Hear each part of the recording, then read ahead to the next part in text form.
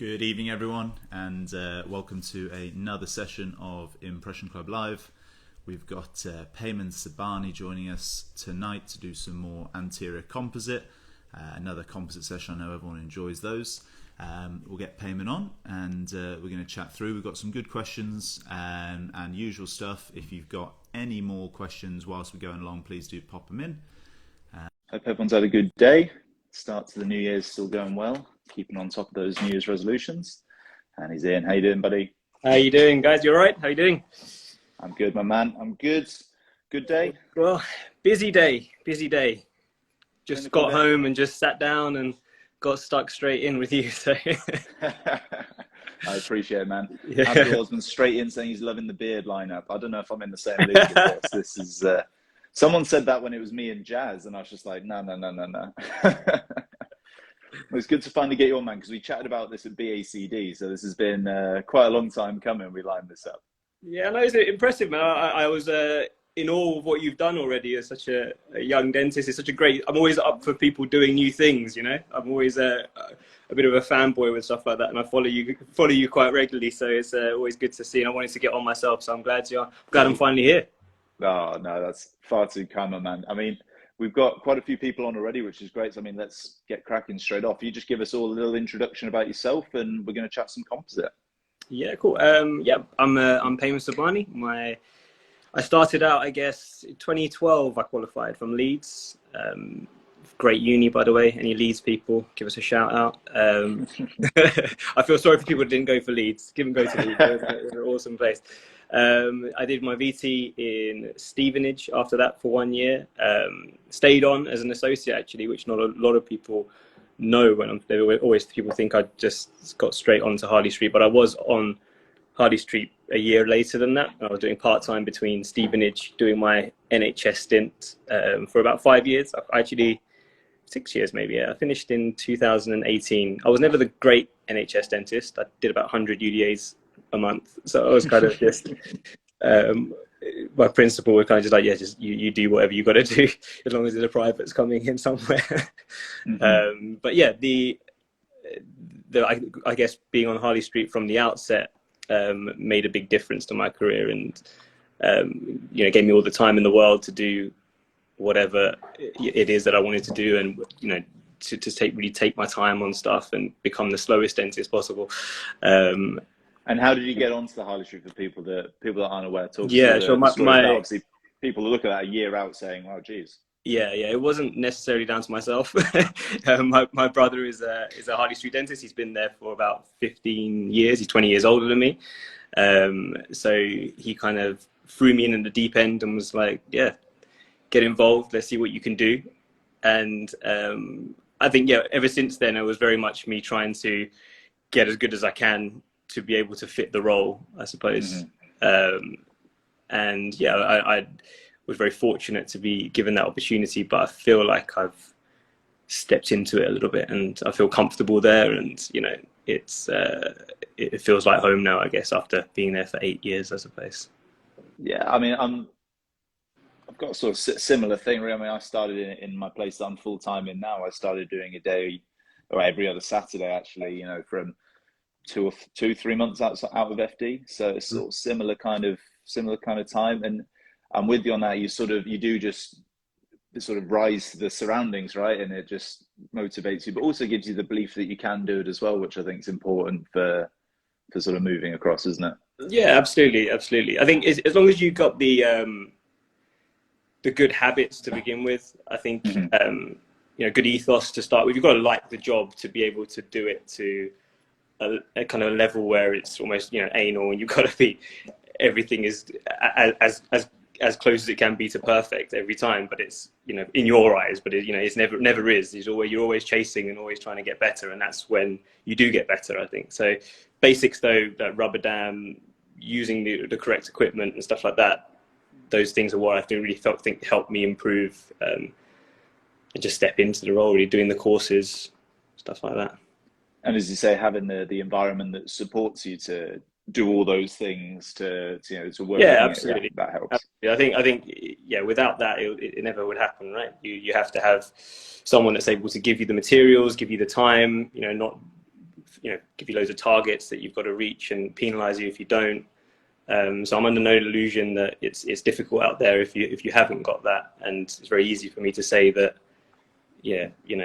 just take 2 hours and do a composite. But if you've got someone breathing down your neck, it's not the case. So, but just I was fortunate. If you're not as fortunate as me, I guess, then find another way to get into that scenario. And speaking of principals breathing down your neck, that's been a bit of a change for you in the last 18 months or so. Yeah, 2020. I took over a practice in Bromley alongside Dev with Dental Beauty. I thought it was a model that really worked for me because it allowed me to, still do the clinical, which I really love to do, but as well as doing it for myself a little bit more.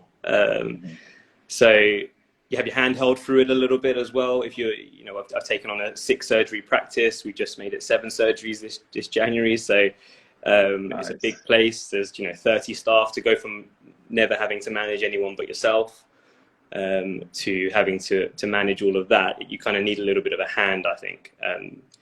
At least to do it in the kind of pace that I wanted it to be done. I didn't want to have to wait 10 years before it got off the ground, So it was a good partnership for me. I think it's worked very well so far. I enjoy it. It's fun. I think I'll always buy a practice with people. I think it just makes it a bit more fun, and I think takes the stresses out of it.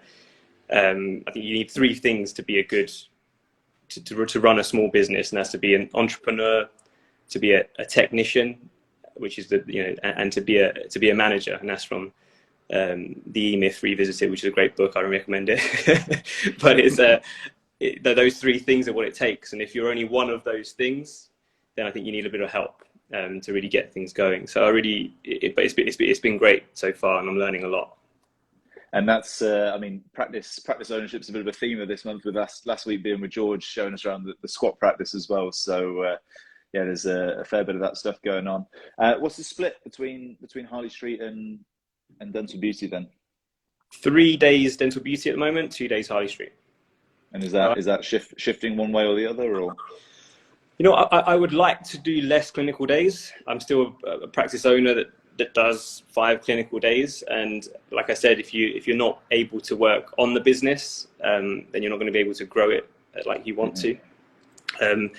So I think I've cut down to about 4.5, but sometimes just because the diary gets busy, you end up using that half day just to, fit in another bonding case or something. So I've just got to be a bit more strict with that. But yeah, at the moment, 3 days and 2. I'd like to do 4 days clinical and 1 day completely off to do just, growing the business and working on it. Mm-hmm. Well, you hopefully squeezed in enough bonding cases to get a few bits to show us today, because we had a bunch of questions. I think things like this, I like to run through it in a sort of, assessment, planning, the execution, the nitty gritty bits later on. So, in terms of the clientele, maybe let's talk the Harley Street practice perhaps, or either, but, are you getting a lot of sort of specific, patients coming in for cosmetic work? Is it general assessment and take it from there? I think it's a little bit of both. I think now with Bromley, you're getting more people coming in looking specifically for cosmetic stuff. I think before it was, planting the seed a little bit with some patients, being like, are you aware that we can do this? Because a lot of the time it's that, I think spending the time on your consultations is the key thing in everything. I think I spend an hour consult. Even if I was on an NHS list, I still see the odd NHS patient, I was still booking an hour for that, because I think it's really important to get all the photography right, get all the pictures right, get the presentation of it right, because that's the only way that you can really educate the patient to know what they want. They don't know all the time. So it's a case of pointing out things like, oh, you've got this little gap. Are you aware that it's really simple to close that using this technique? We don't always have to go through orthodontics, all of these things. So I think I would and nowadays it's definitely getting patients coming in because they've come off of somebody else, or they've found me on Instagram or something. That's where or the marketing team with Bromley. So all of that sort of stuff does work. Harley Street, as I said, mostly previous consultations or just kind of planting the seed with those guys. Mm-hmm. So run us through a new patient consult then. Is there a sort of TCO bit beforehand? You're aware what they're sort of interested in before they're coming in? Is it standard sets of photos, scans? What does it look like this hour? So yeah, I would, the patients have usually, I usually just have a note to tell me what they've come in for, or what they're considering as an option. Mm-hmm. If it is for a bonding, if it is for a cosmetic consult or something like that. But whatever happens, it's always the standard set of questions. I actually use, I think it's great, Kuroku, and it kind of, I use that as a guide, and my nurse will be kind of sat behind the patient, clicking through the options that we've already laid out. So we already generally have a standardized set of questions that we're asking every patient. And these are questions that we think have worked over the years, and things that I can expect to trigger some sort of excitement in the patient or something, but it's after we've done that, done the consultation, done the examination, I would take a standard 12 series of photographs. Those photographs will then be put up on the screen, and I'll be standing up in front of the patient and just kind of presenting what I see, and just educating them on the smile design, color of the teeth. If there's kind of white patches, we're mentioning those. We're pointing out inherent characteristics within their teeth. So if they've got defined mamelons, I want to point out these things and just really kind of explain to patients what I'm seeing, because then when I'm coming to recreate that later, I want them to know why I'm doing it, and I want them to see a difference also from just doing one block shade of composite to doing kind of a layered approach, and the benefits of that. And almost kind of you're selling yourself a little bit there as well, because it's showing what you can do: texture, shade, color, blending different colors, all these sorts of things. And then they're kind of thinking in their head, hold on, this seems a bit interesting now. It gets them a bit more excited with it, Mm-hmm. So that's generally that process. Then the patient, it's always the first question is always asking them what they would want, though. That's fundamentally the key thing, is what is your chief complaint? What is it that they're after? And then I would then present what I think I see, and then we usually meet somewhere in the middle, right? That's kind of how it usually works if we're talking cosmetics. But I'll do the same thing if it was any consultation. I don't just do cosmetic dentistry. I don't call myself a cosmetic dentist. I'm a restorative dentist. I do everything, and I want to point that out to patients every time. So I'm taking the full series, pointing out every tooth, and explaining what I see. And I think that's the best way of getting the most out of a consultation, and the best way of getting, going more towards from single mouth dentistry to full mouth dentistry, because then you're pointing out you may be doing 10 composite veneers, but you may also be doing a lot of onlays and stuff at the back because stuff's broken down. So I think it's just great to just spend that time. It's really time well spent. And once the patient's gone away, is there any letters with the photos or anything like that, or is it more sort of you're happy they've got this information and you're sort of putting a plan together and taking it from there? Yeah, I usually, I'm not one that writes a massive report on things and sends them all the photos and so. I think I wish I was, to be honest, though. I find that that's what that fifth non-clinical day is for. Yeah, exactly. That's what it was. I think if it's obviously the big full mouth stuff, then you have to do it. But if it's just the bonding stuff, they usually know what they're coming in for because they've seen some of the work before. And I'll, I've done the presentation in front of them, but from a, standpoint of, that's kind of how I would do it. Like generally in front of them and showing them all the pictures and everything, rather than sending them a massive report just to say that you need 6 composite veneers. But I'll explain everything. And the important thing is I think it was actually George that said it. I won't take credit for it, but I think it was a podcast with Jazz. Which is ever since I listened to that, it was something I do every time, and it's just telling the patient that firstly to know what they're getting into, and that's not just the work that we're going to be doing on the day, it's also the maintenance coming afterwards. So it's yearly appointments, an hour of time that we're going to be spending polishing these and getting them right before we, and you're going to need to do that every year. He says almost like a subscription service, isn't it? Sort of yeah, exactly. And if they're not up for that, and it's very important that you kind of give all of that away from the beginning, because I think it can catch you out later. It hasn't yet, but I think that's just because I'm still young. I don't think that's anything to do with me. I think it's just, I follow basic principles to make sure that the work lasts, but it will at some day come back to me with because, why is these looking like this these days? I was like, you haven't been here for 3 years, so they're gonna change, but they need to be aware of that from the beginning. Mm-hmm. And that, as you say, that comes into that sort of consultation stage. So you've said they're like, an upper 3 to 3 bonding or something like that. So we've got the patient, they're keen. Planning wise, how do you go around it? Are you a freehand guy? Are you a wax up from a scan or models, or what's sort of the planning stage for you? I do mix things up quite a lot. Again, in that consultation, another thing to kind of get that emotional involvement with the patient, to get them on board, is I quite often do a mock-up, chairside mock-up as part of that consult as well, if they are interested in closing a space. And the reactions are always amazing, right? Because they come in thinking that this is going to take forever to do, or it's going to be really difficult, it's going to be really painful, and you've just literally given them what the final thing is going to look like, 70% of the way there. In a couple of minutes, and that's always just a wow reaction. And again, you take that photo, you put that up on the screen, you put the photo that you took previously up on the screen, and there's a comparison there. So it's an immediate kind of, they understand what they're getting into at that point.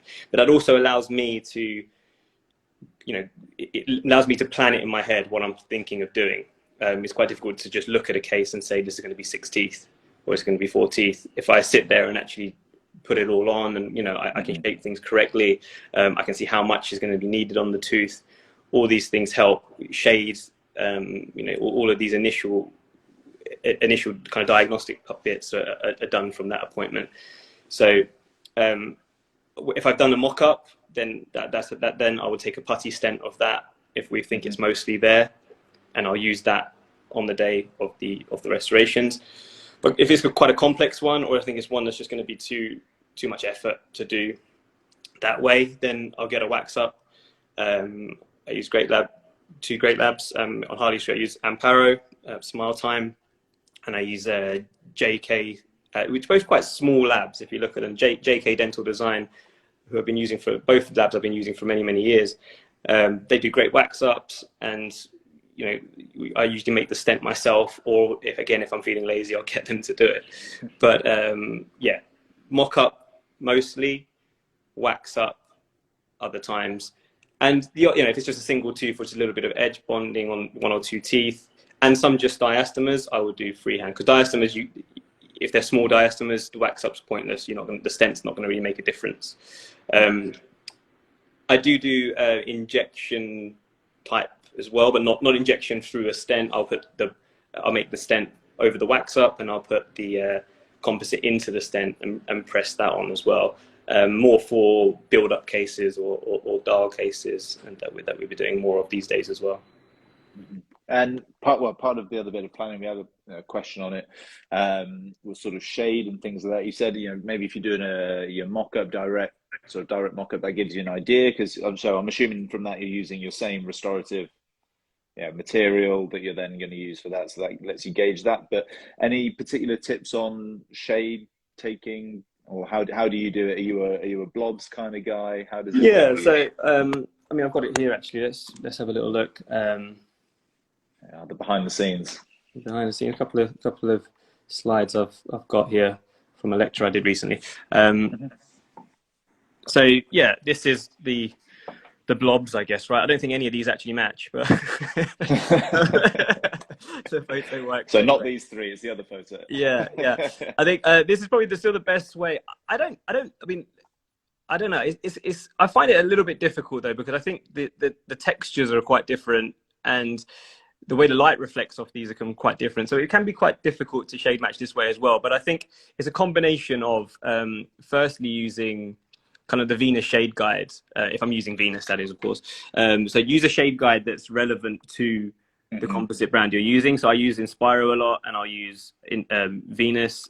Venus is more Bromley, Inspiro more Harley Street, but they're interchangeable. I don't, sometimes we would use. I also use Everglow at Harley Street quite a lot as well. So But these shade guides are very relevant. So first thing I'll do is kind of pick up the shade with this. Sometimes I even use a scanner these days, you know, just to give me an idea. I'll use Trios, so that gives me a shade, just to put me in a ballpark figure of where I want to be. But these will then be used to pick up the ideal shade. Then we're using the same composite that it's told me to use on the tooth to work out what's best there. After we've kind of done that, you know, there's also things like this. So taking close-ups of the tooth to really work out firstly the form of the tooth.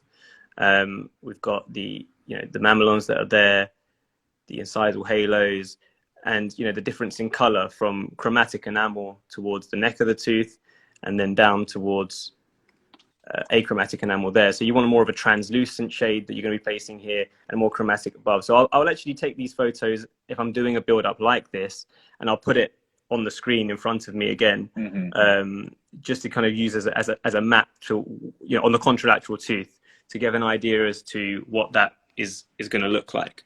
So these are, again, things that I'll do either at the start of the bonding appointment or at the consult. If I know they're 100% going ahead, I'll get this just to kind of get the head in the right space as to what we're planning to do.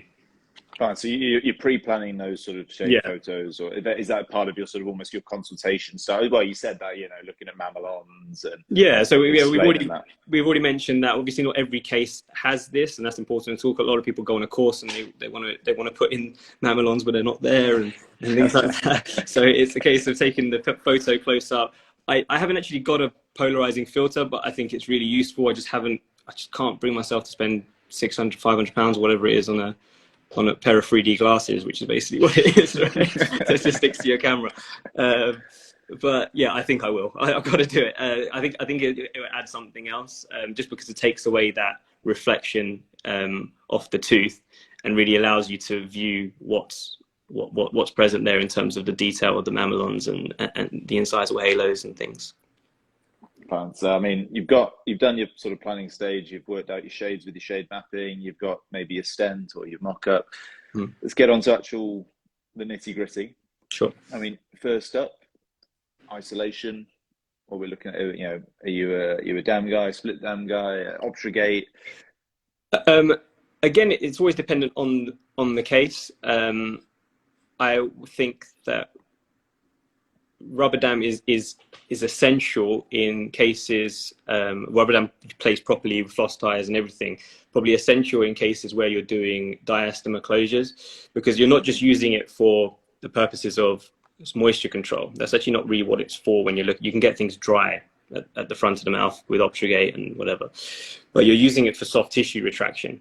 So if you're putting the dam on and I numb up the patient and I'll retract the soft tissue using floss ties, and really push that papilla up. And when you push that papilla up, it exposes more of that diastema. As you get more of that diastema exposed, when you bond there, you don't have to bond all the way up to your dam anymore, because then when you take the dam off, your papilla will bounce back and kind of fill in that area.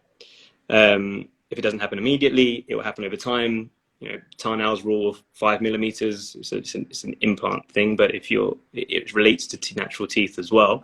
If you've got your contact point 5 millimeters below your alveolar crest, you'll get a papillar infill 100% of the time.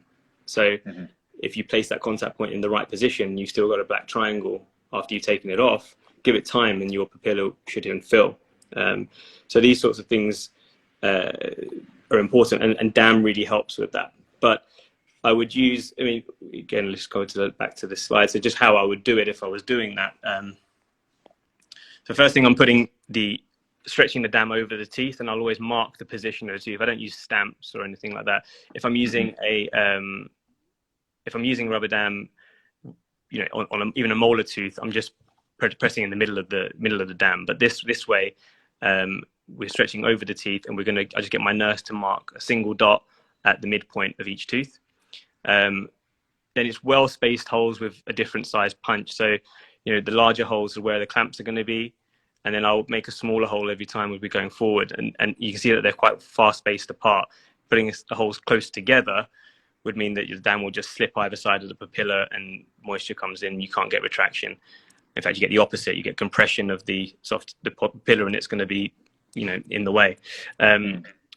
So I mean, also different sized holes, because you want the hole to be as tight as it can be around the tooth, so that you can invert the dam properly. After placement, you're going to be putting these through. So then you're flossing going through to invert it as much as you can with floss. But then what I'm doing here is I'm going around with a probe or a flat plastic around the neck, and just little swipe across each way with the 3-in-1 tip blowing the tip as it goes. And then as that happens, then that rubber dam will then just invert into the gingival sulcus, and it will just stick there. So the 3-in-1 tip is just drying the tooth and drying the saliva, so that when the dam inverts, it just sticks to the tooth because it's dried.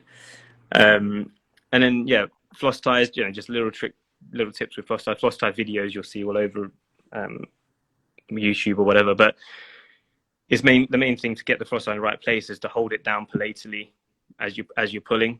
So it's just to hold that right down apically against the tooth, because otherwise if you pull it, it's just going to keep pinging off and do your head in.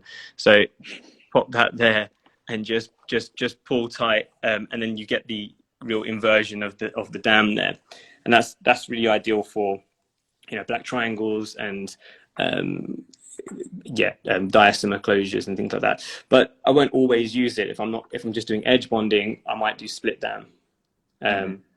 I don't even always use it for diastomer closure. I've got a case on here that I think might even show you tonight that hasn't been done with a split dam.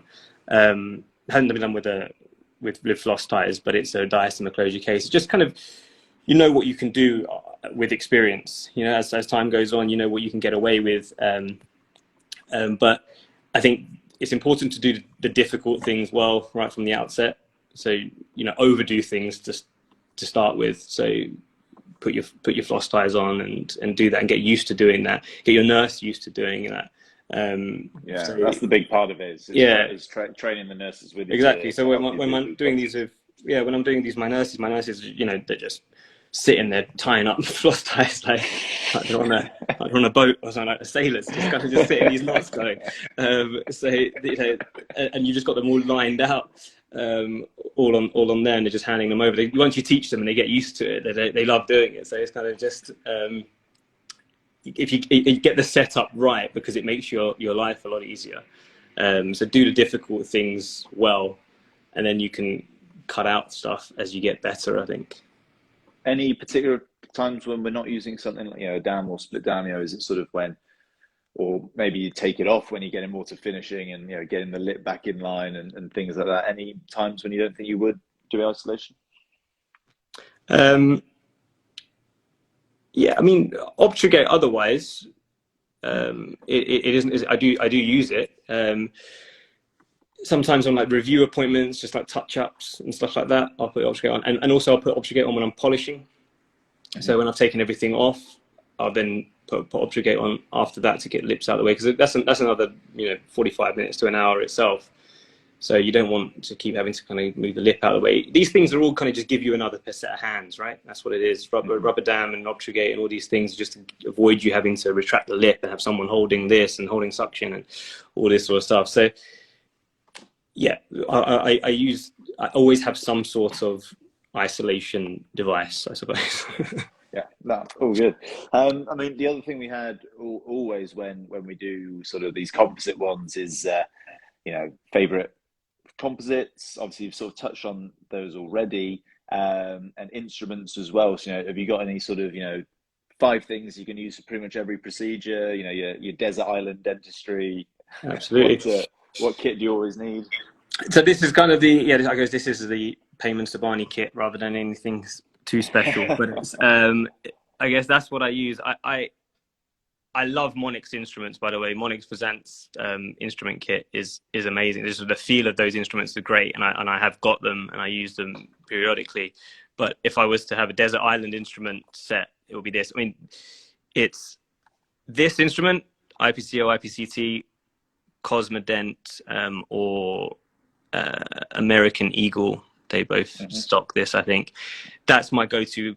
That's one instrument I'll never do anything without, because it's useful for rubber dam, it's useful for posterior composites, anterior composites. It's that super fine flat plastic that allows me to get fissures in place, allows me to get mamelons in place if I wanted to. There's not a lot I can't do with just that. Paintbrush is probably the other one, and that's because I'll always polish the restoration. I'll always get my line angles and get the shapes and everything right first at curing. I don't want to be cutting anything back. So if you're using a paintbrush and you really flatten everything out before you cure, it makes your polishing much better, makes your cleanup much easier. So yeah, those two are my go-to. Burnish them for posterior cases, also to put your palatal shell on a putty stent, which I can show you as well on here, and the fissura, which I've been using more recently, but it's another great instrument for building fissures, obviously, and mamelons, applying tiny bits of composite, tiny bits of flow.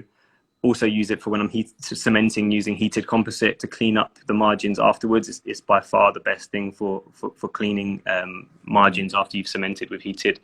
So all of those are probably my go-to composite kit. The other things that I wouldn't do it without would be heaters. So this is my heater. I use the Bryant heater. I use the Smile Fast add-on.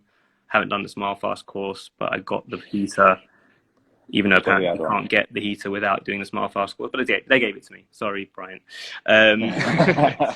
But great heater, really good heater. And yeah, that goes to like 70 degrees as well. So again, for like injection molding, obviously, which is what the Smile Fast add-on is for. Really important. And the other most key instruments are going to be things like sandblasters. So this is the chairside cheaper version. This is the Aquacut. I don't have one of these. I put a picture in there because I'd like one. It's like a manifestation board. But it's this is good. Really good sandblast. I've always used that for like since I qualified. So that's and just there's sandblasting is one of those things that once you start using it, you can't live without it. It's impossible to do any of this work now for me without doing sandblasting first. Just when you can really see that really clean surface, you're on a winner there. Little other things that I'll do. So I'm kind of Am I jumping from bit to bit? Is this all right? Is this flowing well? That's absolutely fine. We've had a couple of questions actually going back. So we had one about polishing, but we'll come to that at the end. Sort of once we've actually place it all. The other is the paintbrush. Where have we got the paintbrush from? There's two that I use. There's a GC one, GC Gradia, I think it is. Their paintbrush set's actually the best one, but they're a little bit more pricey. The Style Italiano ones are the other ones I get. So they're both. That's from Optident. The other one, I think, is Henry Schein. The GC ones. Problem with the Style Italiano ones, it seems to give off. I don't know if anyone else has this problem, or you can tell me why, but it gives off a bit of a black dye after it's been used once and run through the autoclave. So the GC one doesn't do that. And when I'm cleaning these, I will clean them in alcohol first to remove the kind of monomers, then it will get autoclaved. And then when I use it the second time, the Style Italiano one always seems to give off a black dye, which is obviously really annoying. When you just shape this composite and you just finally put your final layer, and then it's just like black. Great. So yeah, it's GC and Style Italiano, but GC ones are better. We've had a little question there about avoiding voids, so we can get to that in a second.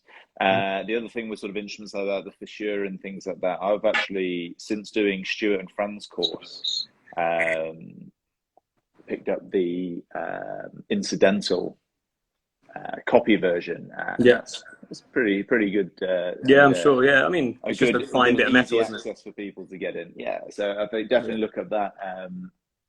So I mean, I think let's jump on a little bit more then. So you talked about your stent beforehand, and you talked about with your burnisher there. So should we do a little bit with sort of, that's going to be your first layer, right? You're setting up your palatal shell. Yeah. So with the palatal shell, this is kind of the key thing. So it's, I don't know if you can see this clearly. Yeah, to make it a little bit darker there. So you want to trim according to the facial incisal line angle, right? So that's this line along there. And I've just put a little star as to where that ends on the tooth from the cross section with my amazing keynote skills. So that line, the purpose of that, why you want it there and why you don't want this to be further forward or further back, is so you get the adequate thickness of your edge, so you know how much exactly you've got to play with.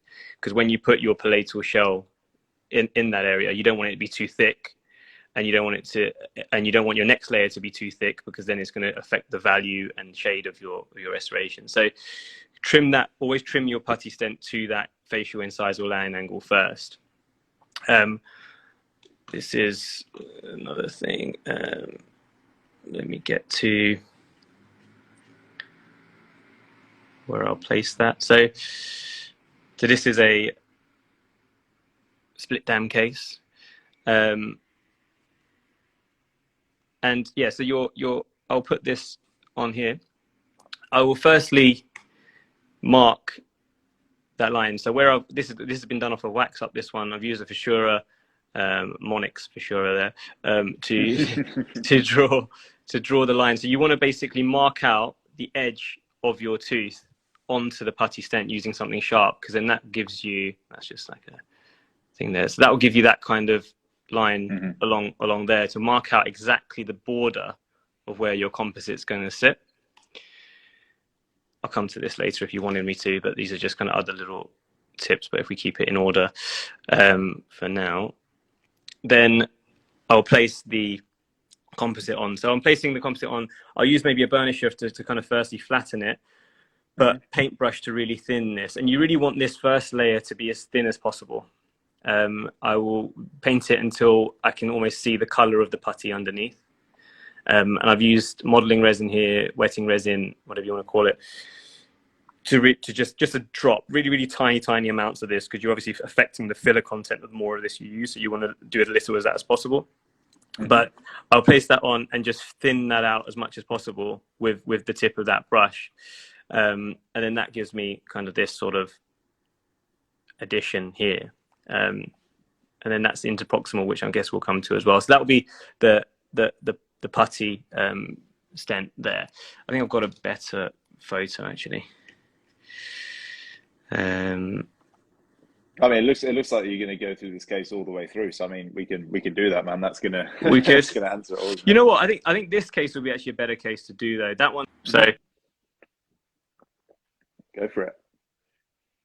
This one here is a case that so this composite had been done after my practice manager fell while she was on holiday and broke this tooth, and it was done at a practice in Croatia somewhere, I think it was. So I already had this as a shape, right? So if some cases you've got composite already there that you can work with. It might not be perfect, but you can work with it. So I took the putty of that, take off the composite, and we're here. And then I'm marking this putty stent here now, isolating the teeth either side. And then that's where that putty. So you can see the shine through of the rubber dam underneath, and that's when you know it's really thin, right? Oh yeah, so that's my diagram to show where I am with this. So this has been done with Venus Pearl. Venus Pearl, so that first layer is the green shades. I think it was CM, is it? CL, something like that. That's the kind of achromatic enamel layer that I'm placing on that. Achromatic enamel, yeah, green Venus incisal shades. Venus should pay me for this. Then you've got goes from here, and then I actually then kind of frame the restoration. So I will place the walls here. So after you've done this, you've got a kind of nice frame around where you can then just layer your dentine. Again, that's that shade. So then this is my dentine. So dentine layer, opaque Venus in this case. So we've placed that, and just a little bit of a frayed enamel, frayed dentine layout there. Now these are the best tints to buy. If you want for tints, it's always Inspiro. Ice and Azure. Never waste your time with anything else. I think I've used a few others. These two, Ice and Azure. Ice is a really perfect opaque, kind of very, very natural opaque, and not the Tipex white, just slight translucency. And then the Azure is the blue. So I've placed those on, and where I'll place those would just be along that margin. So I'll actually put it on the end of the fissura, usually just a drop on the end, and I'll just touch it along that side and just kind of drag it across the whole way. And as that drags it all, then that highlights that first that incisal edge that you need to have highlighted in those cases.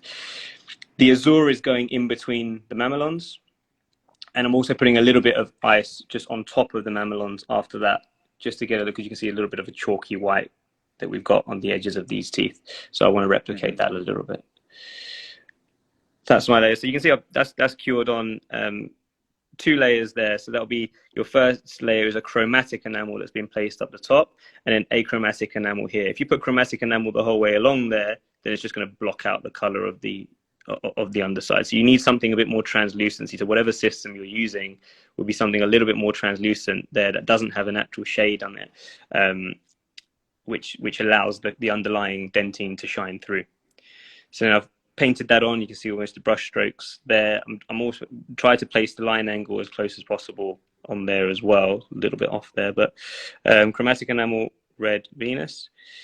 Oh yeah, there we go. There's line angle been placed. So it went from that one to that one. So that's both of them in place, and then polished back to show us that, I guess. And then afterwards, we're about here. So that's rehydration, although these are obviously dehydrated teeth either side, so it will show up a little bit more. But you want the patient to leave with it standing out a little bit. Because if it stands out a little bit, then you know that afterwards you're going to have a little bit better result. But yeah, so that one shows it a little bit clearer, I think. And you can just you can see that opacity around the incisal margin, the slight blue within there, the slight marks on the edge, and also the texturization, which I've copied from the teeth next door. I don't think I did those marks, but I think they've been copied from there. At least I like to say that's how we did it. Yeah, but that's generally my flow if you're talking about a single tooth, and that's where I'll be doing those cases more. You know, that's where I'm going to be doing more layered approach. Is going to be on cases where there are single teeth. I'm not going to always layer like this if I'm going to be doing 10 veneers. Not as detailed as this, because I'm not trying to copy what's next door. You can design that how you want it to be. But yeah, it's nice to layer as much as you can, because then you can replicate things. But sometimes, you know, there have been cases I've done it, and then patients are like, "Why is this bit like I can see through this?" And it's like, oh man, I just took me 2 hours to just do those bits. But you know, it's don't worry about it. Yeah. Well, I mean, we've got a couple of bits that we've had that have come through. So obviously line angles was one of the questions. So and you've sort of said there you've gone for actually trying to place it rather than shaping it afterwards, or get it more or less there. So any tips for that? Do you think that having that sort of wraparound sort of shell coming in into proximally helps? And the next question as well was about contacts as well, and building up that contact, so maybe more of a sort of a classical cavity. I'm just thinking which way the best order to do this. So let's get line angles.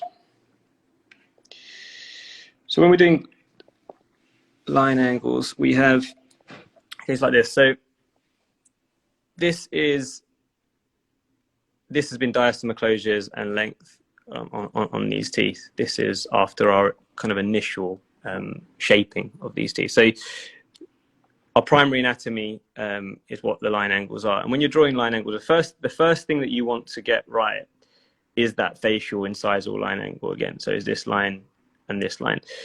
That facial incisal line angle, when you look at the mirror palatally, that's what also always look with the mirror underneath. I'm always got one eye on top, and I've got a mirror underneath whenever I'm layering any composite, because that's how I can tell from the emergence of the tooth. I can see if one's bulked out too much, one's bulked out too little.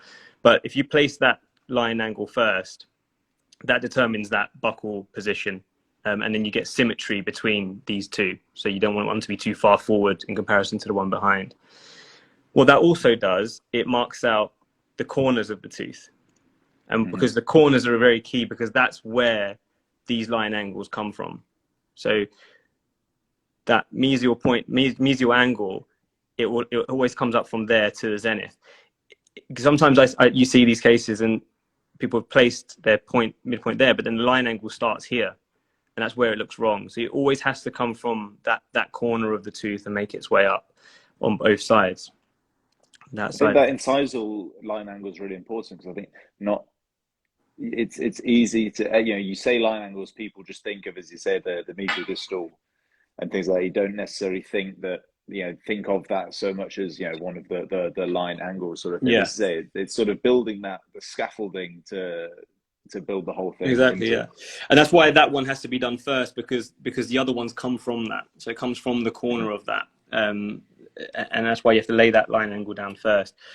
Secondary is that one. So then obviously what you're trying to do is match up these to these. And also how we're drawing these pencil marks is important. This isn't just drawn on. This is the lead of the pencil sideways on and being rubbed along. Obviously, if you place the pencil sideways on, it's going to mark the most prominent part of the tooth. So when you put that pencil on and you mark the most prominent part, if it's not where it needs to be and it doesn't match the tooth next to it, then you maybe with a different colored pencil or with the same pencil, just mark out where you want it to be, and then using a soft flex, bring them together. So just kind of just flow them together. So that's that part. This tip. It's going to take a while now. So you're still primarily trying to be building it in whilst you're building up, and just have to be finishing it rather than exactly.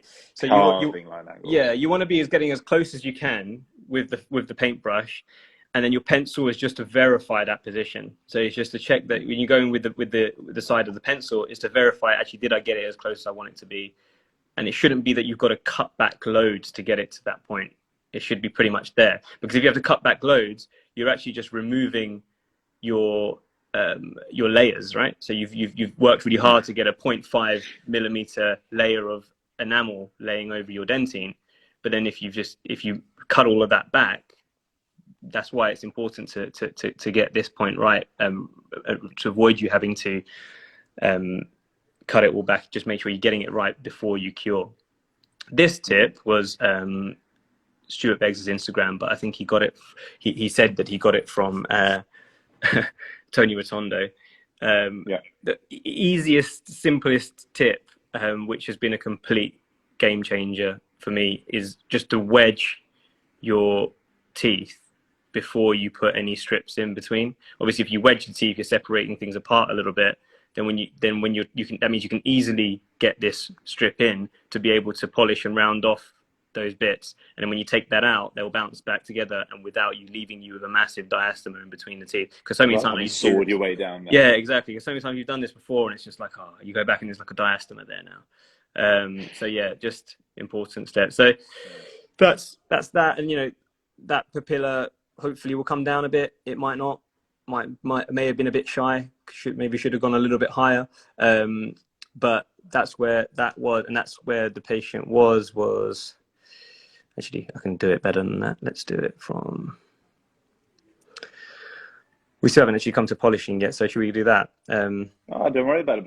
Well, you sort of got that sort of not using the wedge is a great tip for finishing your contact and keeping a tight contact. We saw earlier some matrices. Should we do a little bit on interproximals and that kind of stuff? Yeah, okay, let's do that. And then I'll come back to polishing. We jumped around a bit, haven't we? I don't know if it's clear to everyone. It's all good. It's all good. We're more or less there. Yeah, all right, cool.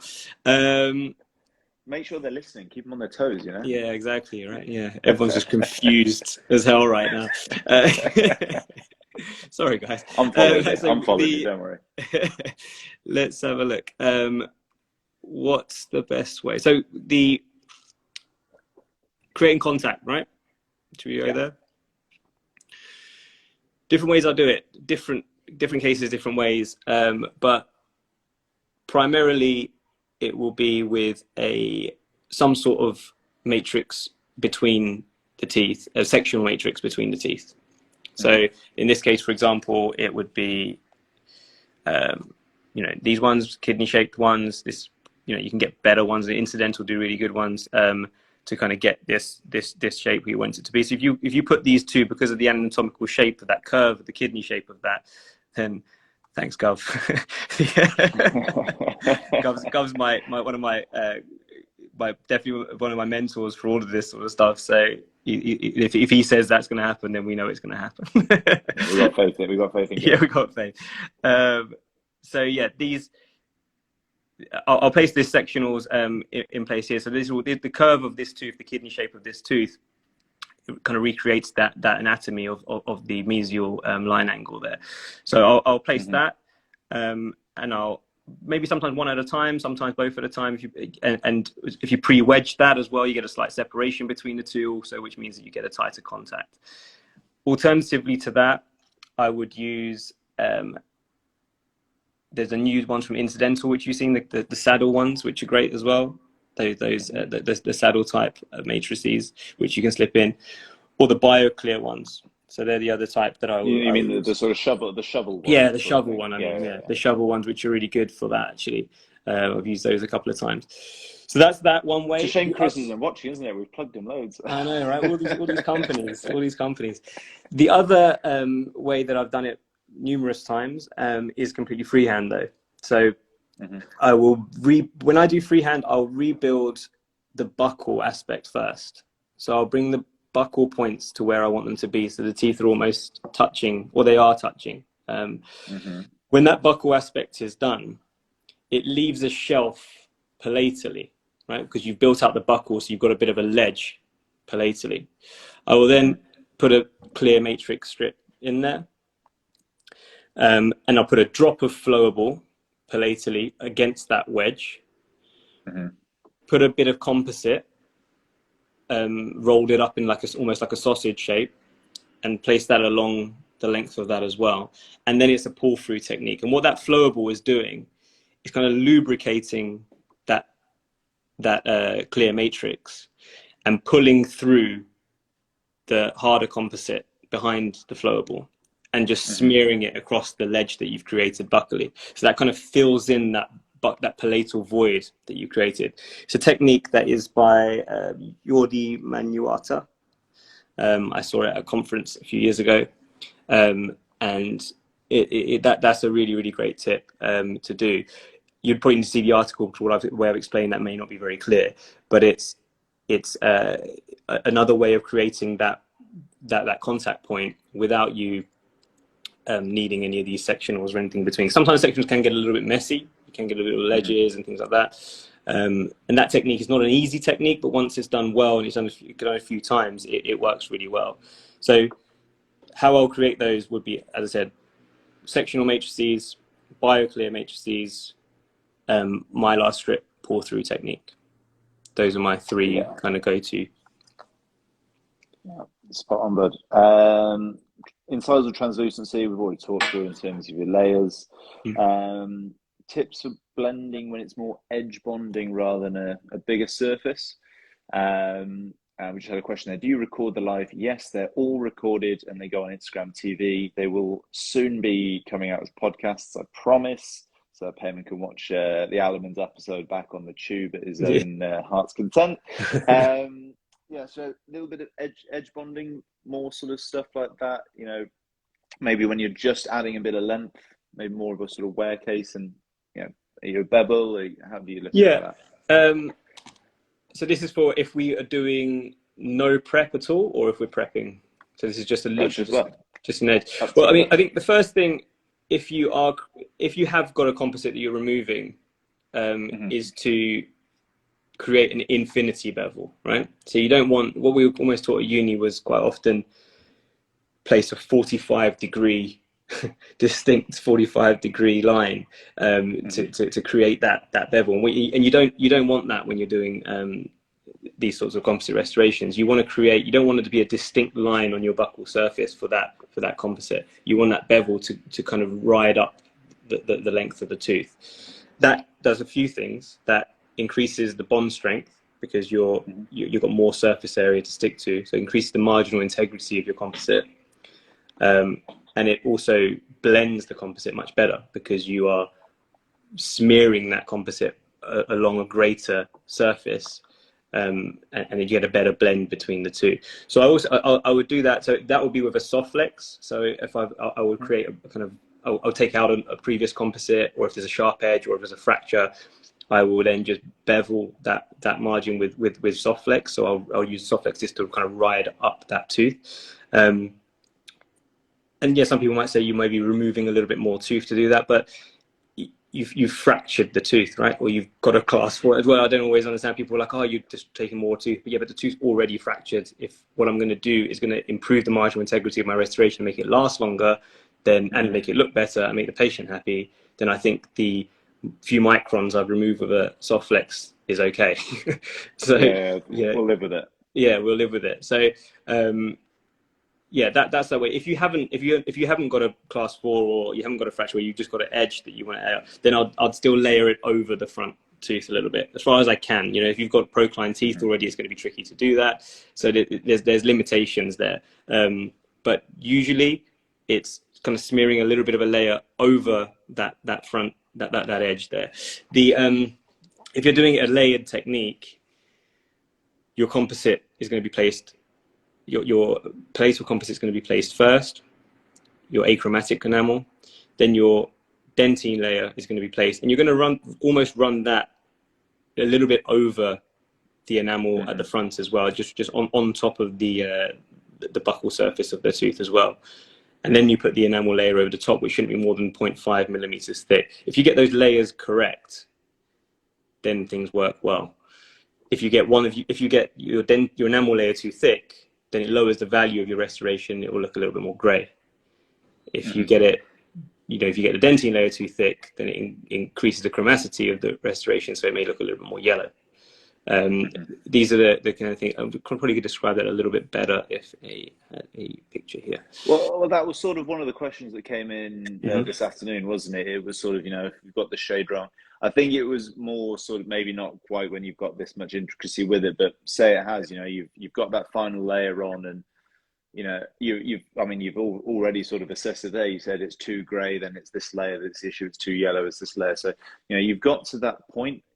Are you stripping everything back? Are you getting to the layer in question, and then how do you go about that? Yeah, I will. It's an unfortunate situation to be in, because you kind of lose a little bit of control, I think, when that sort of thing happens. You're a little bit, if you get it wrong, then you're a little bit lost if you don't take it all back. But with a little bit of experience, again, you can reduce the right amount of the composite back, and then layer the composite on top of the composite again. But then you've got to go through the technique of doing that. So if you are cutting that back, your bonding protocol changes slightly. You've got to silinate it. Here we go. Gov again. Edge bonding space is premium sometimes. Layer the palatal and dentine as you need opacity. Yeah. So yeah, that's the main thing. If I'm cutting back any of the composite, then it's going to be the bonding afterwards. So I will remove that facial surface. Then it's etching again, silinating, bonding again, and then composite over the top of it. So it adds a silane step that you've got to do if you're adding composite to composite. That's the only difference there. But it's your thicknesses. So there are different instruments you can use. I think the other one's the Meshura, which shows that gives you the added.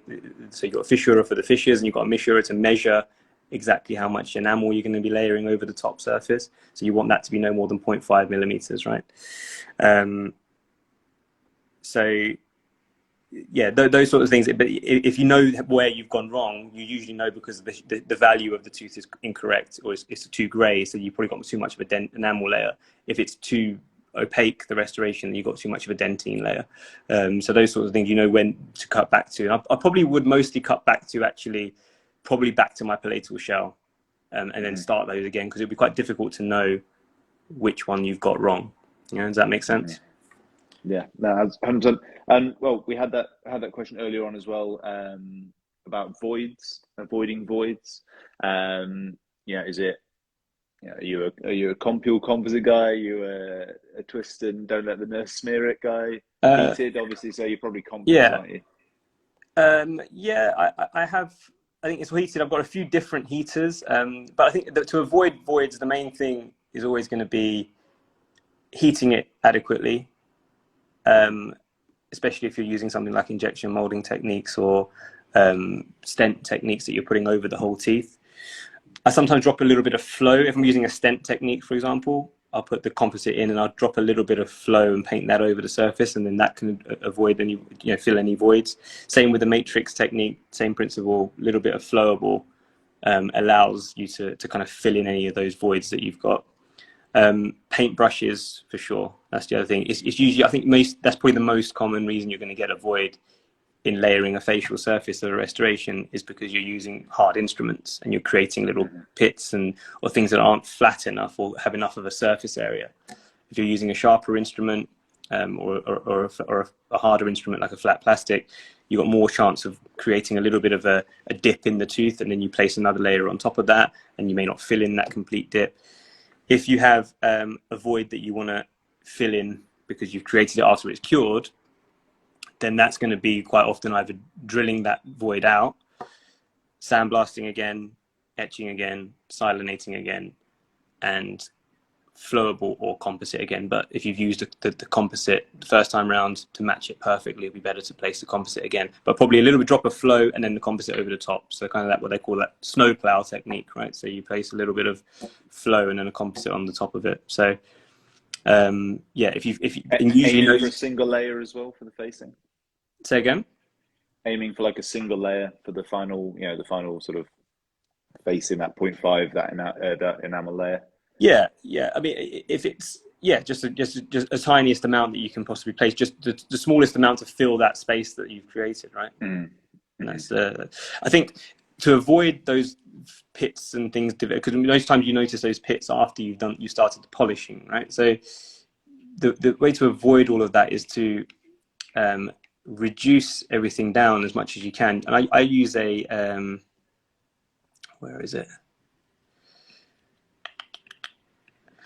So I will flatten everything. So speed increasing handpiece, another key instrument. So speed increasing handpiece. Again, I don't think you can do this sort of stuff without it. I don't know. Some of you guys probably can because you don't have it. Because I've always had it. It's like, but it's, you don't have it without it. that handpiece is like 6,000. I put it at 6,000 RPM so it's really, really slow. And I'll go over it with actually quite a heavy grit burr sometimes, gently just sweeping across that surface. And as I do that, the point of this is to flatten this as much as I can. If I go over it and I see that there's a pit somewhere, then I'm going to keep going until I've kind of flattened it. You know what I mean? So I will make this a homogeneous surface in thickness before going any further. So make this as flat as it possibly can be. There's two things you can't polish, right? Something that isn't flat and something that's not fully set. So your glycerin cure, which we haven't spoken about, that's another thing. I'll do a minute cure, generally 20 seconds without glycerin, 40 seconds with glycerin. And that's to harden the composite as much as I can. After this has been done, after this, I'll go on to my Softflex. So I'll then use all colors of Softflex, right? Going through every single color there. And then after that, go back and place tertiary anatomy. Yeah. So after that's been finally done, got to the finishing protocol. Everyone, this is finally, yeah, right. So then after I've done that, I will then go in and I'm placing these. And I don't know if people at BACD, I've seen Pascal describe it the best way, I think, and of anyone else that I've seen.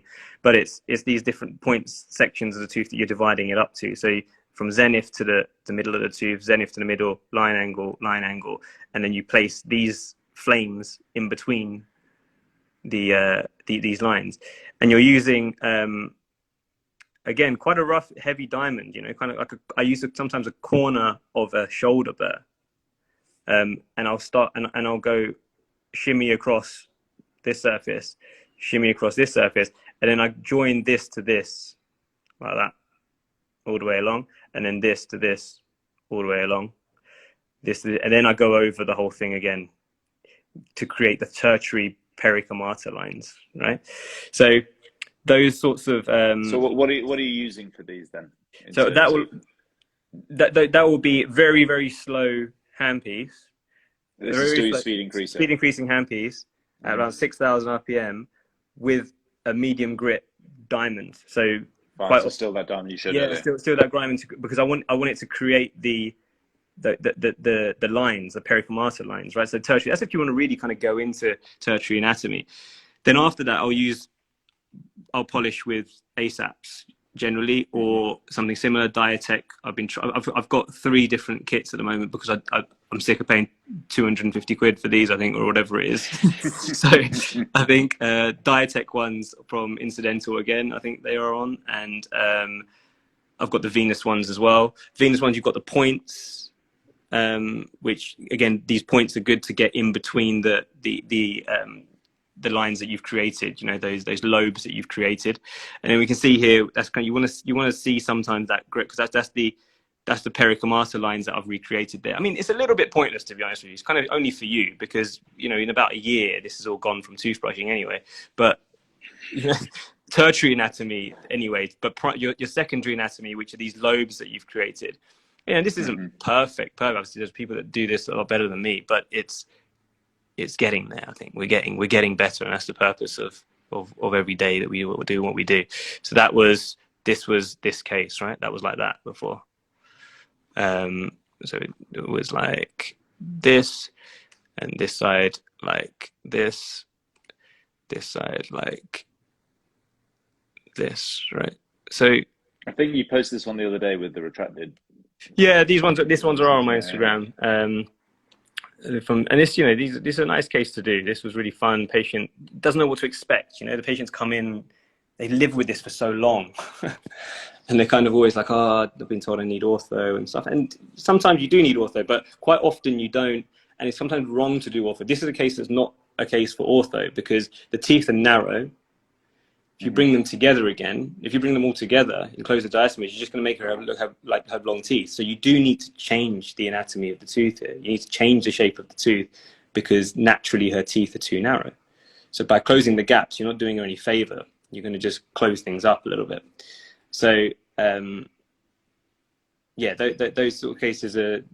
That was a really nice one to do, and I hope that explains the polishing. But to go over that again, it's a coarse diamond first to flatten things as much as possible, followed by all stages of soft flex from red to yellow, followed by tertiary anatomy again with my diamonds, slow speed, and then with rubber points to polish finally.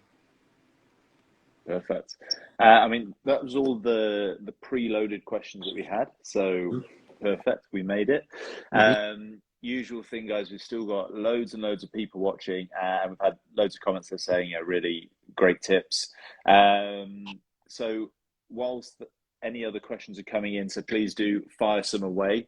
If you've got any other questions for us, I'll get my top tip question. My young dentist, what does the guy who was in Harley Street on day one after FD, what do you wish you knew then that you knew now? It doesn't have to be about anterior composite, but any sort of top tip really for people starting out.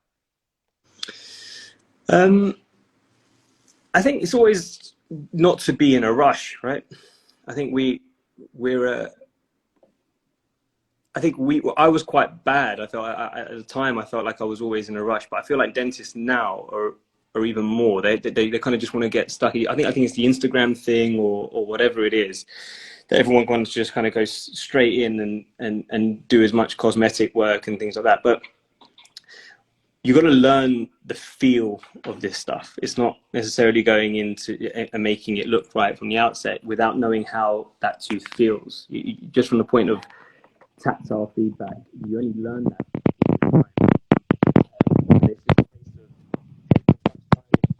Audio's just going a bit funny, bud. Again? Yeah, sounds a bit funny. Yeah. So I think it's the biggest tip I can tell someone is if you try something and you fail at it, do it again if you know it's the right thing to do, and keep doing that process because you'll do it, you'll fail, you'll do it again and you'll fail again, you do it again and you get it right. The next step is you get quicker, right? That's always the process, and you can't rush it from the first to the end and you're getting it right 100% of the time. But if you don't get it right, it's going through the stages until you do. And the only way you can really do that is with practice.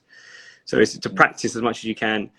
You know, don't chase income over everything to begin with. It's one of those things that it comes. You know, your patients will appreciate you more. You get more word of mouth and more referrals as time goes on. The more you spend time and show the patient your passion that you have with this stuff. So I don't know if that was a tip, or I don't know. Just good. Yeah. Mindset. Speaking of taking time, Mm-hmm. A few questions have popped in, so let's go with these and keep them coming, guys. Mm-hmm. Car knowledge, they're saying, how long does all that take start to finish? I think talking about that last case there, you know, what are you sort of looking at in terms of booking these sort of cases?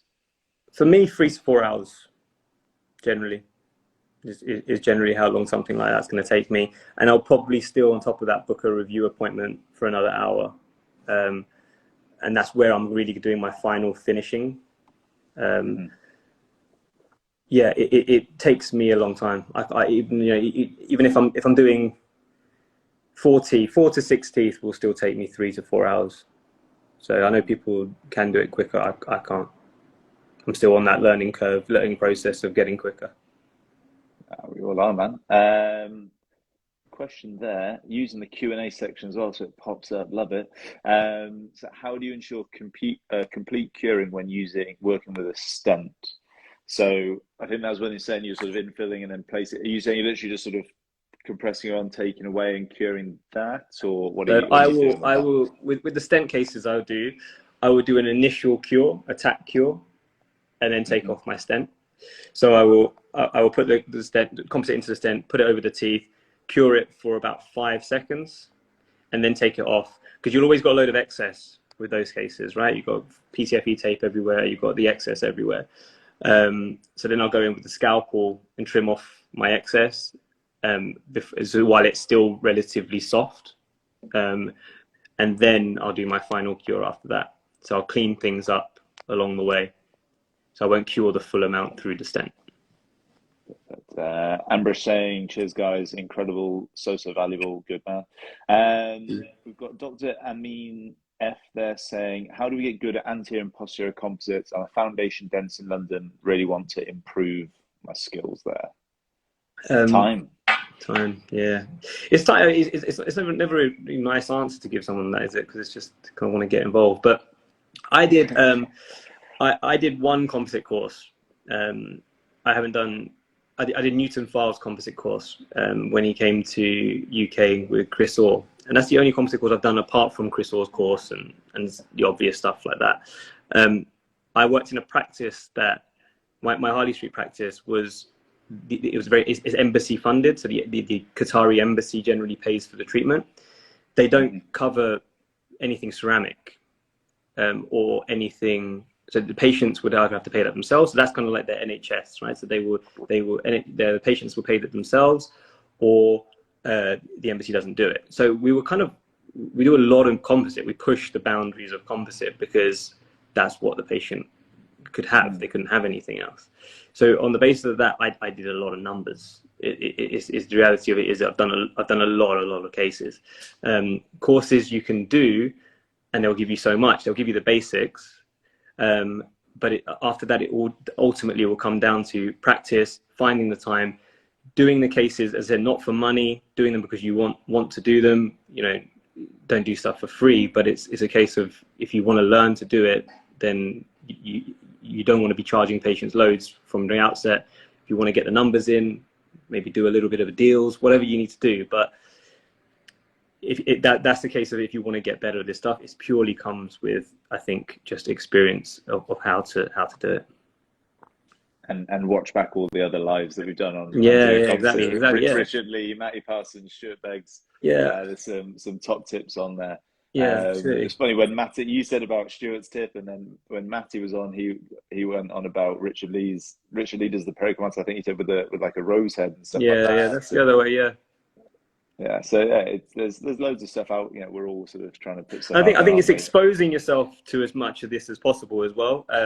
It's not necessarily always just going on courses. I prefer I prefer conferences to anything else. I don't necessarily have to have the hands-on. I think I don't necessarily want the hands-on because I will do that myself at some point. I like to go to conferences because it gives me a breadth of everything. It gives me kind of as much info as I can. And then it's the point of just taking on a couple of tips, right? 2 or 3 things that you'll take from each lecture that will then change. It's making that 1% change every day. Marginal gains. That you'll get better. So just one thing that you pick up, go and do that one thing, get better at that one thing. And then the next conference, you'll get something else. Or the next time you watch a live, you'll get something else. Or and just putting all of that together is what's come to this. It's not been anything else than that. I'm not sure, maybe at the next, I don't know if Shadi's still here. Shadi's on next week. We're going to talk about social media, so no composite chat in that one. Yeah. Dr. F. Mamani there saying, sorry if it's been discussed already, what brand of composite do you use? Obviously, you mentioned that at the start, but we didn't really jump into sort of, you said maybe one practice more than the other, but, what sort of things are you looking for in the composite? What are the properties and why you sort of go to?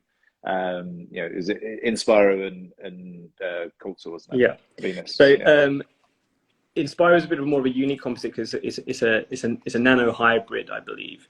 Nano hybrids have kind of excellent polishability, excellent wear resistance. So in cases where you got the there's different categories of composite. Highest aesthetics will always be microfills. So Renamel microfill is your probably your highest aesthetic case, highest aesthetic composite.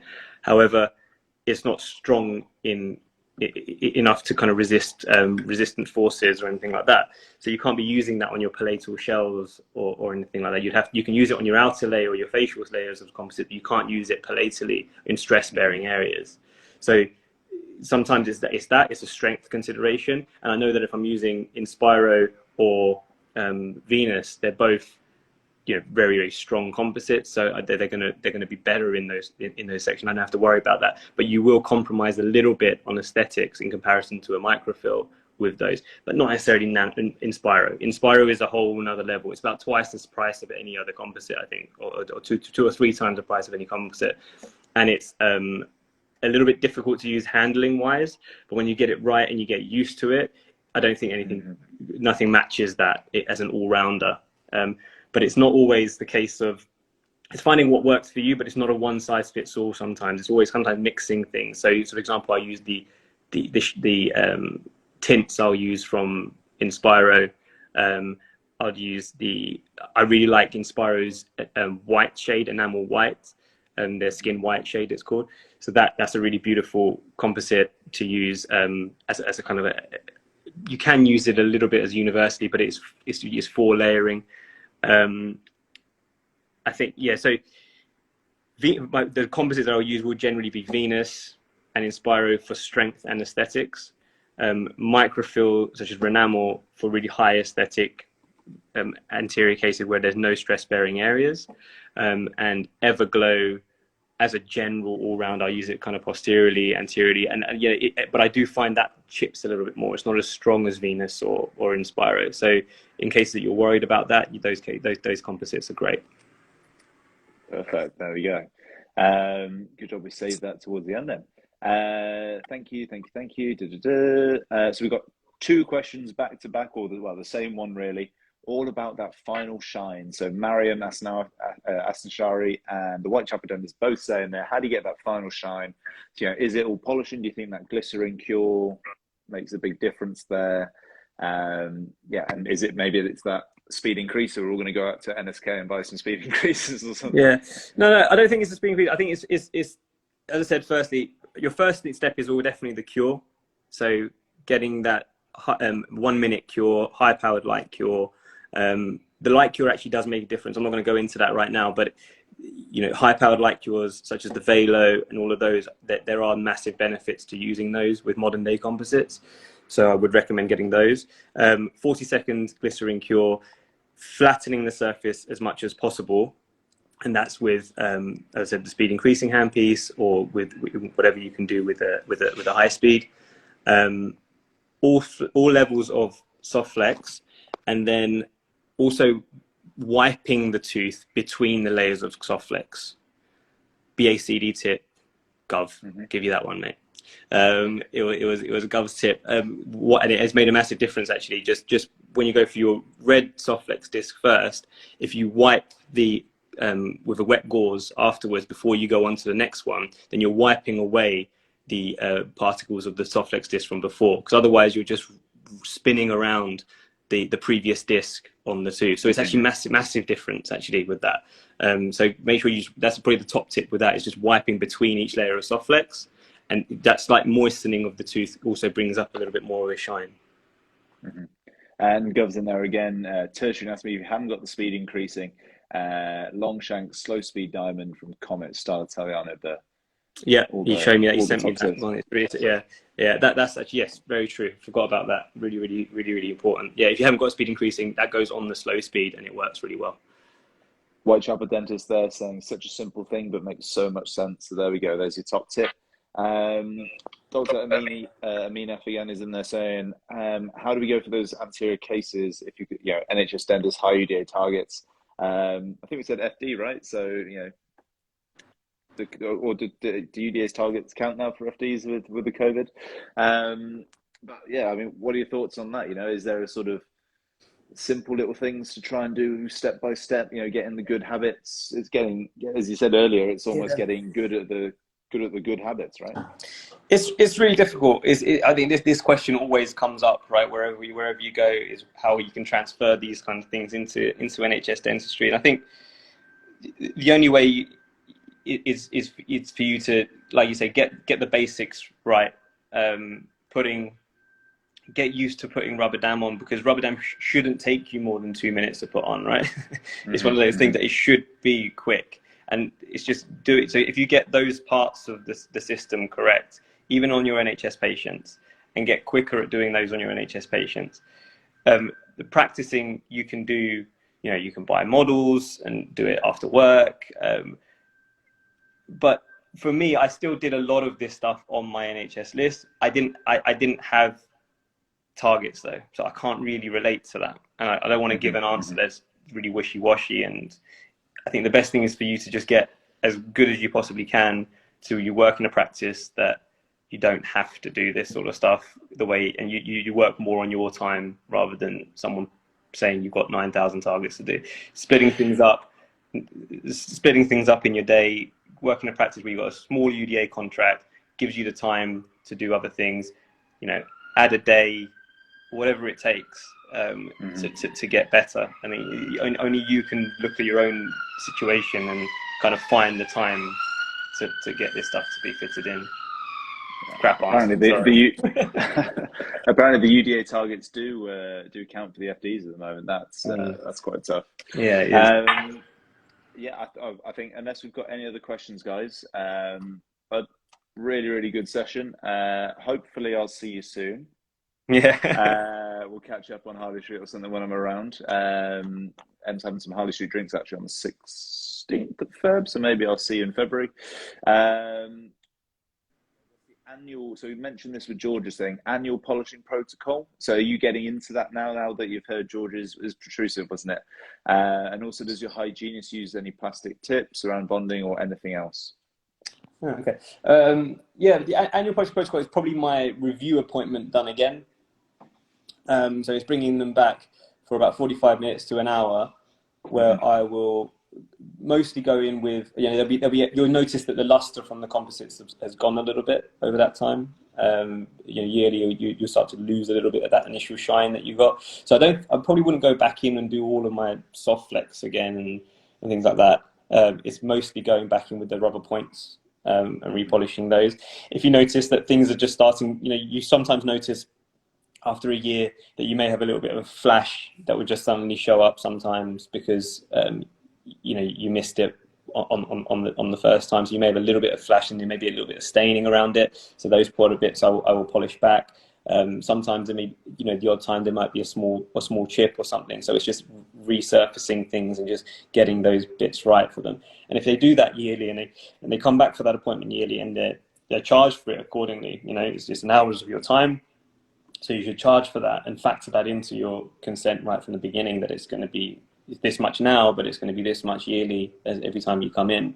And if they do that and they do come, then these restorations do last many years, probably more years than the literature will tell you that it does, because it's all done. When I've done these cases, and that's why I say the most important thing is to get all of the steps right and cover all of the basics, because then you sleep at night. If your rubber dam is on and you know it's done well, you've sandblasted everything. Then another step I didn't show was I'll place plaque indicator dye on the teeth, and I'll sandblast that off. So I'm making sure that it's a completely clean surface.